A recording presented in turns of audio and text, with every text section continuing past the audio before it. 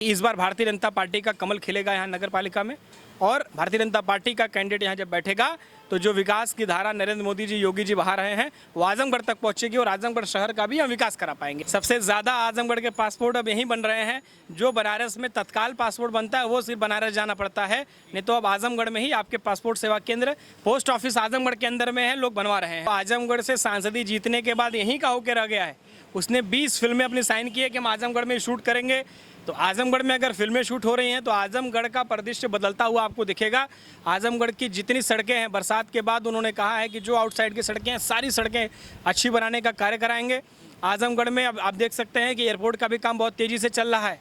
अब यहाँ पर इंटरनेशनल एयरपोर्ट बनने जा रहा है। ये बहुत बड़ी बात है आजमगढ़ के लिए। और 1.5 साल के अंदर में दिनेश लाल यादव निरहुआ जी आजमगढ़ वासियों के लिए बहुत बड़ी सौगात उन्होंने जो प्लानिंग करके रखी है वो जल्दी ही आपके सामने दिखने लगेगा। अभी मुश्किल से 2-3 महीना हुआ है उन्हें सांसद हुए। भारतीय जनता पार्टी की सरकार लोगों को बसाने का कार्य करती है। अगर वहाँ पर इंटरनेशनल एयरपोर्ट बनता है तो आजमगढ़ ही नहीं, आजमगढ़, मऊ, अंबेडकर नगर के साथ साथ कई जिले के लोग यहाँ से लाभान्वित होंगे। सबसे ज़्यादा विदेश जाने वाले और सबसे ज़्यादा एयर से ट्रैवल करने वाले इस पूरे पूर्वांचल बेल्ट में आजमगढ़ के निवासी हैं। उससे न जाने कितने हज़ार लोगों को रोज़गार मिलने जा रहा है। आजमगढ़ के लोगों को, जो आस-पास पड़ोस के लोग रहते हैं, उन लोगों को जिसका भी अगर घर उजड़ने की बात आप कह रहे हैं, उनका पुनरुद्धार हो जाएगा। ज़्यादा से ज़्यादा मुआवजा देकर के सरकार उन्हें बसाने का भी कार्य करेगी। और एक प्लान डेवलपमेंट आजमगढ़ के लिए जो होना चाहिए, जो आजमगढ़ नगर में कहीं नहीं दिखता है, कि एक सुनियोजित विकास होना चाहिए। आजमगढ़ पूरे जिले का सुनियोजित विकास हो जाएगा अगर उस एयरपोर्ट का ठीक प्रकार से पुनरुद्धार हो जाता है, इंटरनेशनल एयरपोर्ट वहाँ बन जा रहा है। तो दोस्तों फिलहाल हम लोग सिविल लाइन चौराहे के पास हैं और इस वक्त हमारे साथ बातचीत करने के लिए आजमगढ़ की एक मशहूर हस्ती है हमारे साथ। और बाकी मैंने आपका जो फेसबुक वगैरह है सब कुछ ढूंढा, आपके बारे में निकाला, तो मुझे कुछ खिलाड़ी भी आपके अंदर दिखा, उसकी भी जानकारी लूँगा। लेकिन एक खिलाड़ी, बाकी मैं सवाल आपसे लगातार करता रहूँगा। पहले अपनी ज़ुबान से पूरा परिचय क्या होगा? मैं सूरज प्रकाश श्रीवास्तव हूँ, जिला महामंत्री हूँ भारतीय जनता पार्टी का और अंतर्राष्ट्रीय खिलाड़ी हूँ मार्शल आर्ट्स का। मार्शल आर्ट्स का अंतर्राष्ट्रीय खिलाड़ी। अच्छा, एक खिलाड़ी बेसिकली जब हम देखें तो सर झुका के मेडल लेता है। ये सर झुका के जनता की सेवा, वो भी इतनी कड़ी धूप में, हम लोग तो आम लोग हैं, लेकिन नेता इसे कैसे कर सकता है? बिल्कुल कर सकता है। एक खिलाड़ी के अंदर जितनी धैर्यशीलता होती है जी, वो राजनीतिक जीवन में भी जो राजनीतिक व्यक्ति है उसके अंदर भी होनी चाहिए, ताकि वो समाज के हर वर्ग के साथ झुक करके, उनसे मिल करके उनकी समस्याओं को जान सके और उनका निराकरण करा सके। बिल्कुल। दर्शकों आपको बताते चले कि सूरज जी दावेदार हैं नगरपालिका आजमगढ़ से और प्रत्याशी भी कह सकते हैं। आप प्रत्याशी हैं तो नई चीज़ क्या देखा आपने आजमगढ़ ज़िले में? लगातार लोग प्रत्याशी होने का दावा दे रहे हैं और जो इस समय के अध्यक्ष हैं उनकी रहनुमाई में क्या आपको कमी लगी, और जो लोग दावे कर रहे हैं उनके दावे में क्या बात आपको लगी? फिलहाल मैं भारतीय जनता पार्टी का एक आम कार्यकर्ता हूँ, पदाधिकारी हूँ। पार्टी की सेवा कर रहे हैं, साथ में जनता की भी सेवा किया जा रहा है। पार्टी जब प्रत्याशी घोषित करेगी मुझे, तभी मैं अधिकृत प्रत्याशी रहूँगा। फिलहाल मैं पार्टी से दावेदारी कर रहा हूँ। जनता के बीच में जो जनता की सेवा कर सकते हैं वो जनता की सेवा हम लोग कर रहे हैं दिन रात। नगर पालिका की हालत यूँ जानिए कि आजमगढ़ हमारा जो शहर है वो विश्वविख्यात है कई माध्यमों से, चाहे वो वन डिस्ट्रिक्ट वन प्रोडक्ट में हमारा ब्लैक पॉटरी से लेकर के सारी चीज़ें इस आजमगढ़ की सरजमी से निकली हुई है। और ये मध्य का है, ये आजमगढ़ का जिस इलाके में आप खड़े हैं वो पूरे शहर का मध्य इलाका सिविल लाइन्स है, जिसे हार्ट ऑफ द सिटी कहते हैं हम लोग। और इस सिटी की हालत आप देख सकते हैं कि कितनी ख़राब हालत में है। अब आजमगढ़ शहर में अगर आपका कोई मित्र है, उसको बुलाना हो अगर आपको कि आइए आजमगढ़ घूम आओ, तो आपके पास कोई जगह नहीं बचती है कि जहाँ उसको बुला सकते हैं और आजमगढ़ में कहीं आप उसके साथ घुमा सकते हैं। एक ऐसी कोई जगह नहीं है जहाँ पर ठीक तरीके से आप खड़े होकर के फ़ोटोशूट भी करा सकें। आजमगढ़ में चाहे वो नाली की दिक्कत हो, चाहे सड़क की दिक्कत हो, चाहे सीवेज की दिक्कत हो, यहाँ बहुत सारी दिक्कतों का अंबार लगा हुआ है। और इसका एक मात्र जो कारण है वो यहाँ की जो समाजवादी पार्टी के जो नेता हैं वही हैं, जो नगर पालिका के अध्यक्ष के रूप में बैठे हैं, जो विधानसभा में विधायक के रूप में बैठे हुए हैं। उन्होंने कभी भी आजमगढ़ के विकास के बारे में नहीं सोचा। आजमगढ़ के विकास के बारे में, आजमगढ़ नगर में कुछ अच्छी चीज़ें हो जाएं, आजमगढ़ में सीवेज डिस्पोजल प्लांट लग जाए, आजमगढ़ के मध्य में सीवर लाइन ठीक प्रकार से बिछ जाए, आजमगढ़ की जल की निकासी ठीक प्रकार से हो जाए, जल भराव न हो। बहुत सारी समस्याएं यहाँ पर हैं। यहाँ आधा शहर अगर बारिश हो जाए तो डूबने लगता है। यहाँ के जो निचले इलाके हैं वहाँ पानी लग जाता है। आज तक किसी ने उस बारे में नहीं सोचा है। और आज अगर आजमगढ़ में एक बार घूम आएंगे पूरे शहर में तो आपके रीढ़ की हड्डी में भी दिक्कत आने लगेंगी, आपको कई तरह की परेशानियां हो जाएंगी। एक भी नगर पालिका की सड़क जो है वो चलने फिरने लायक नहीं है, आप साइकिल से भी उस पर नहीं चल सकते हैं, 4 पहिया तो दूर की बात है। अच्छा सूरज जी, एक बात बताइए, आपने जैसे बताया कि आप दावेदार हैं प्रत्याशी के, लेकिन आपके दिमाग में क्या हुआ कि क्या होता है कि जब आम आदमी या कुछ देखता है तो सोचता है कि मैं अगर वहाँ होता तो कुछ अच्छा करता, तो आपने ऐसा क्या देख लिया कि आपको लगा कि मुझे नगर पालिका के अंदर होना चाहिए? मुझे देश की तरफ से खेलने के लिए कई देशों में जाने का मौका मिला, मलेशिया, थाईलैंड, चाइना, कई जगह पर मैं गया। और हमारे आजमगढ़ में जब हम आते हैं, चाहे हम लखनऊ ही देखकर आते हैं, चाहे हम दिल्ली घूम कर आते हैं, और जब आजमगढ़ शहर में आते हैं तो बड़ा ही हमें हीन भावना से ग्रसित होना पड़ता है कि हमारी जो संसाधन होने के बाद भी जो यहाँ पर भ्रष्टाचार के कारण यहाँ ठीक प्रकार से विकास नहीं हो पाया है। सड़कें जो बनती हैं वो दोयम दर्जे की सड़कें बनती हैं, सबसे ख़राब मटेरियल लगा के बनाते हैं यहाँ के नगर पालिका के चेयरमैन और यहाँ के जो उनके ठेकेदार हैं। यहाँ 35% तो कमीशन ले लेते हैं नगर पालिका के टेंडरों में। कोई भी व्यक्ति अगर ठेका लेगा तो काम नहीं करा पाएगा ठीक प्रकार से। तो आजमगढ़ में भी कुछ अच्छी चीज़ें दिखें। हम आजमगढ़ में अगर रहते हैं तो हमारा भी एक मान सम्मान है, हमारी जनता का भी मान सम्मान है। उस मान सम्मान को जीवित करके यहाँ की सड़कें ठीक प्रकार से हो, यहाँ की खूबसूरती में हम कुछ चार चाँद लगा सकें, यहाँ सीवेज ट्रीटमेंट प्लांट लगा करके यहाँ जनता की जो कूड़े की समस्या है वो बहुत ज़्यादा है। आप देखेंगे कि आप 12-1 बजे तक कूड़े नहीं उठते हैं नगर पालिका में। लोग ऑफिस की तरफ निकलते हैं, कहीं भी जाते हैं तो कूड़ों का अंबार लगा रहता है। नगर पालिका के जस्ट बगल में उनका सीवेज डिस्पोजल प्लांट और डंपिंग ग्राउंड बनाए हैं, उसको जेल, पुरानी जेल के बगल में सटा हुआ। और जो भी व्यक्ति आता है वहाँ से 20,000 पब्लिक आती जाती है रोज़, उन्हें एकदम शर्म से सर झुकना पड़ता है। बदबू के कारण वहाँ चलना फिरना मुश्किल हो जाता है। ऐसी खराब दुर्व्यवस्था को हटाने के लिए और एक अच्छा शहर बनाने के लिए हम लोगों ने सोचा है कि इस बार भारतीय जनता पार्टी का कमल खिलेगा यहाँ नगर पालिका में। और भारतीय जनता पार्टी का कैंडिडेट यहाँ जब बैठेगा तो जो विकास की धारा नरेंद्र मोदी जी, योगी जी बहा रहे हैं वो आजमगढ़ तक पहुँचेगी और आजमगढ़ शहर का भी हम विकास करा पाएंगे। अच्छा एक बात बताइए सर, आप जिस तरीके से भाजपा के जो भी कार्यकर्ता हैं वो लगातार मेहनत कर रहे हैं, लेकिन जब बात हम करते हैं कि जो भी बड़े पद पे लोग बैठे हैं वो कहीं ना कहीं पीछे रह जाते हैं। अब चाहे हम्पी बीमारी को लेके बात करें कि जो भी लोग आगे आते थे गौरक्षा के बहाने कि हाँ हम गौरक्षा, वो इस समय नहीं दिख रहे हैं।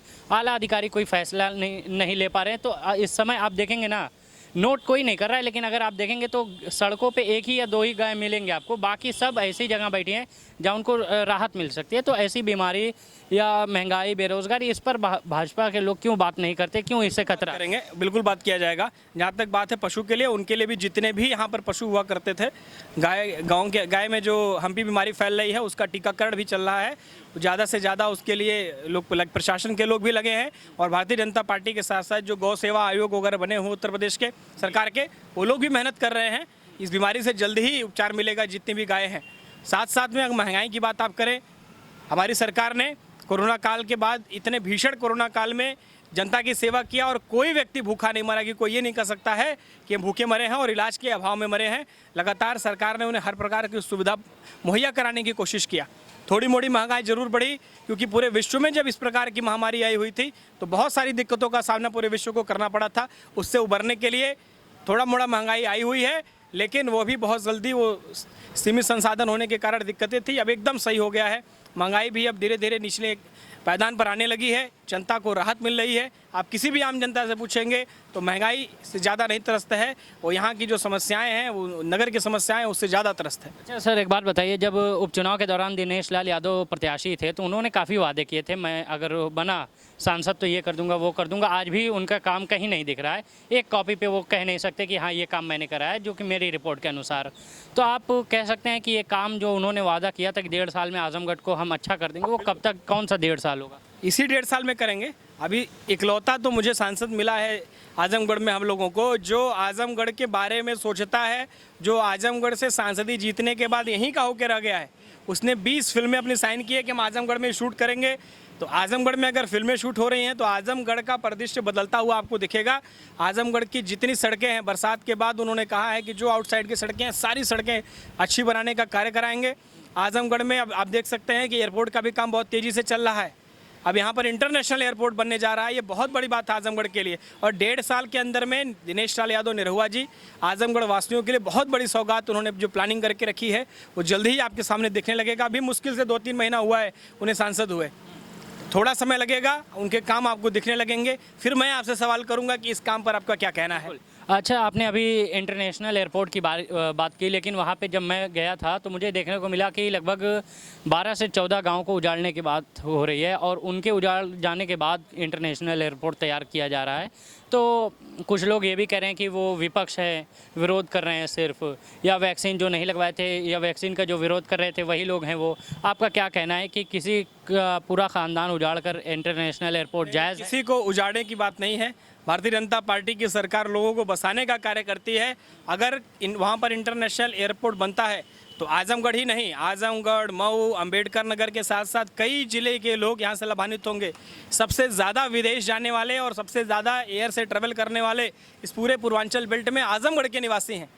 उससे न जाने कितने हज़ार लोगों को रोज़गार मिलने जा रहा है। आजमगढ़ के लोगों को, जो आस-पास पड़ोस के लोग रहते हैं, उन लोगों को, जिसका भी अगर घर उजड़ने की बात आप कह रहे हैं, उनका पुनरुद्धार हो जाएगा। ज़्यादा से ज़्यादा मुआवजा दे करके सरकार उन्हें बसाने का भी कार्य करेगी। और एक प्लान डेवलपमेंट आजमगढ़ के लिए जो होना चाहिए, जो आजमगढ़ नगर में कहीं नहीं दिखता है, कि एक सुनियोजित विकास होना चाहिए। आजमगढ़ पूरे ज़िले का सुनियोजित विकास हो जाएगा अगर उस एयरपोर्ट का ठीक प्रकार से पुनरुद्धार हो जाता है, इंटरनेशनल एयरपोर्ट वहाँ बन जा रहा है तो। अच्छा, आप ये भी बताइए कि आप इंटरनेशनल एयरपोर्ट की तैयारी कर रहे हैं, लेकिन आजमगढ़ मंडल है, मऊ और आजमगढ़, लेकिन उसके बाद भी आजमगढ़ के लोगों को सिर्फ पासपोर्ट जैसी छोटी चीज़ बनवाने के लिए वाराणसी जाना पड़ता है। ये छोटी सी चीज़ क्यों नहीं सोचते हैं जब इतना बड़ा जहाज़ सोच लेते हैं? आपके 100 मीटर पर यहाँ पोस्ट ऑफिस है, इसमें पासपोर्ट सेवा केंद्र लग चुका है। सबसे ज़्यादा आजमगढ़ के पासपोर्ट अब यहीं बन रहे हैं। जो बनारस में तत्काल पासपोर्ट बनता है वो सिर्फ बनारस जाना पड़ता है, नहीं तो अब आजमगढ़ में ही आपके पासपोर्ट सेवा केंद्र, पोस्ट ऑफिस आजमगढ़ के अंदर में है, लोग बनवा रहे हैं। उसकी जानकारी चीज़ें खुली एज अ पासपोर्ट ऑफिस कब देखने को मिलेंगी? ये पासपोर्ट ऑफिस के रूप में यहाँ पर काम कर रहे हैं। यहाँ पर पासपोर्ट सेवा केंद्र है और आप जा करके यहाँ पंजीकरण करा करके आपका पासपोर्ट आपका यहीं बन के मिल जाएगा 15 दिन के भीतर। और ऐसी सुविधा है, बस इसे आपके मीडिया के माध्यम से थोड़ा और व्यापक प्रचार प्रसार जब हो जाएगा तो जनता को बनारस का नहीं लेना पड़ेगा डेट, आजमगढ़ की ही डेट मिल जाएगी। सूरज जी, बहुत शुक्रिया, आपने अपना वक्त दिया। इतनी कड़ी धूप, दोस्तों बता दूँ कि इस समय 12 बज रहे हैं और चूंकि जैसा मेरा पॉइंट ऑफ व्यू है कि भाजपा के जो भी नेता मिलते हैं हमको, हमसे कड़ा सवाल करना है, लेकिन मैं पता नहीं क्यों आपसे बहुत ज़्यादा कड़े लहजे में बात नहीं कर पा रहा हूँ। शायद इसलिए कि आप एक सम्मानित खिलाड़ी भी रहे हैं अपने वक्त में, और एक खिलाड़ी एज अ स्टूडेंट और एक बेहतरीन स्टूडेंट और एक इस समय एक बेहतरीन नेता के रूप में भी आप देखे जा रहे हैं। तो एटलीस्ट अपने जो भी दर्शक हैं या हमारे जो भी दर्शक हैं, जो आपके लोग हैं, नगर पालिका के लोग हैं, उनसे क्या कहना चाहेंगे एकदम लास्ट? सभी से मैं करबद्ध निवेदन करूँगा कि आजमगढ़ आपका है, आपका शहर है। यहाँ ठीक प्रकार से कूड़े का निस्तारण हो सके, ठीक प्रकार से यहाँ साफ़ सफाई रहे, ये जनता की भी जिम्मेदारी बनती है। हम सभी भी एक अपने घर में डस्टबिन ज़रूर रखें ताकि ठीक प्रकार से जब कूड़ा उठाने के लिए कोई आता है तो उन्हें कूड़ा मिल सके। उसके साथ साथ में आजमगढ़ के विकास में और आपका क्या भूमिका है, आप क्या चाहते हैं कि आजमगढ़ में क्या क्या होना चाहिए, इस चीज़ को भी आप मेरे सोशल मीडिया के माध्यम से मुझे अवगत करा सकते हैं, जिसे हम लोग सरकार के माध्यम तक पहुँचाएँ। आजमगढ़ का सुनियोजित विकास तभी होगा जब आजमगढ़ में नगर पालिका अध्यक्ष की कुर्सी पर भारतीय जनता पार्टी का कोई कार्यकर्ता बैठेगा, जो भ्रष्टाचार के बिना अगर कोई काम यहाँ कोई करा सकता है तो भारतीय जनता पार्टी का कार्यकर्ता करा सकता है। तो आपकी वीडियो और जितने भी दर्शक हैं उनके माध्यम से ही निवेदन करेंगे कि इस बार नगर पालिका अध्यक्ष की कुर्सी पर भारतीय जनता पार्टी के कार्यकर्ता को मौका दीजिए। यहाँ पर कार्यकर्ता रहेगा तो योगी जी और मोदी जी की तरह ईमानदारी से आजमगढ़ का विकास, प्लान डेवलपमेंट कराएगा। ये आप सभी के लिए बहुत बड़ी सौगात होगी। बिल्कुल, बहुत शुक्रिया आपका, आपने समय दिया। दर्शकों, आपका भी बहुत शुक्रिया कि आपने वीडियो देखा इतना लंबा। लेकिन उसके बाद भी मैं आपसे एक ही बात कहना चाहूँगा, पसंद आई अगर हमारी बात तो आप वीडियो को शेयर कीजिए। बहुत बहुत शुक्रिया आपका देखने के लिए ज़िया न्यूज़।